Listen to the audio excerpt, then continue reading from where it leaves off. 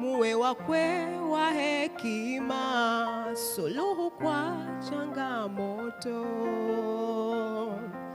Ndoa kongwe hongereni, leo mnakumbushia, mlo singo umakini, tuzifate taratibu, leo furaha tunafurahia.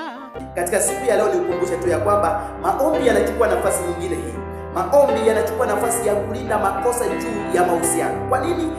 Katika mahusiano yamekuwa na mambo mengi, makosa yamekuwepo. Sikiliza dada yangu, sikiliza kijana unayenisikiliza hapa.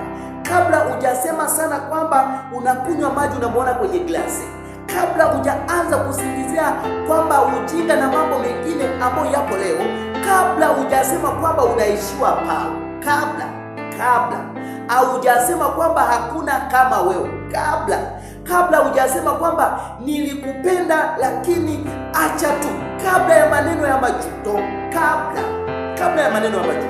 Ndio yapo maneno ya majuto ambayo yanaashiria ni furaha na amani, kama ambavyo mtu anaweza akajieleza leo juu ya hisia ambazo alizonazo. Lakini kwa ufupi ni kwamba maombi yanachukua nafasi ya kulinda hisia, kulinda hata tamaa hizo, kulinda.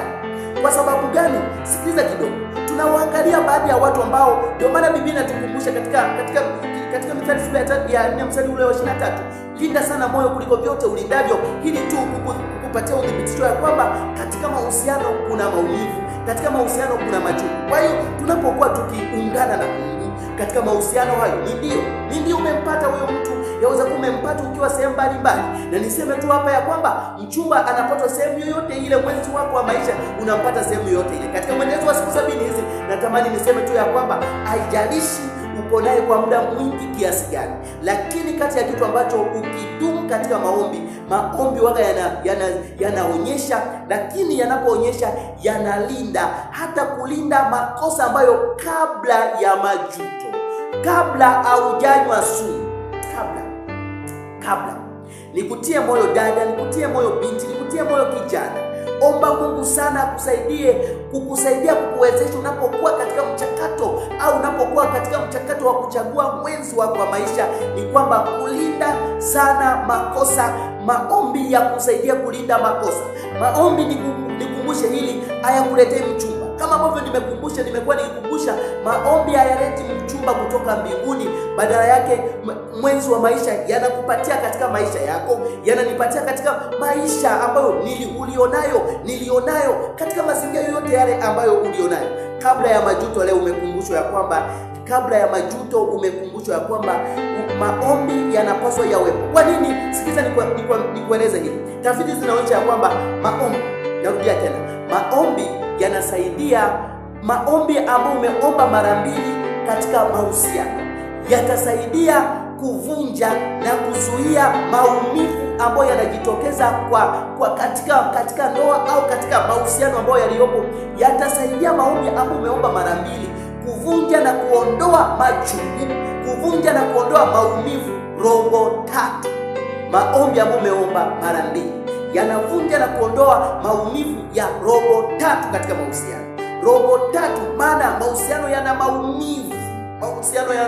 maumivu.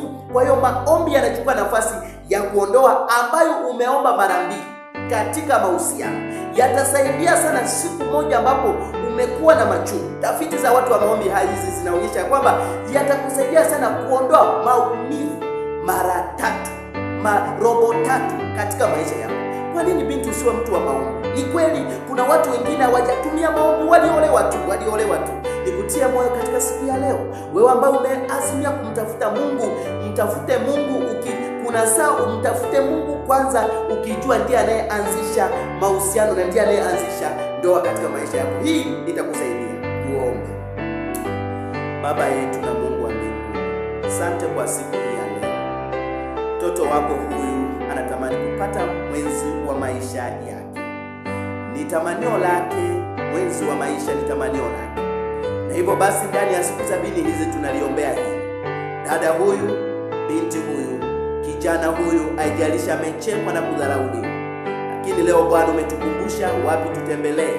Tusaidie sana maombi ambayo yataombwa na mtoto wako huyu maombi ambayo yataombwa katika maisha yake yakalenge maombi haya, yakalinde sana makosa ambayo yanaweza kujitokeza katika mahusiano.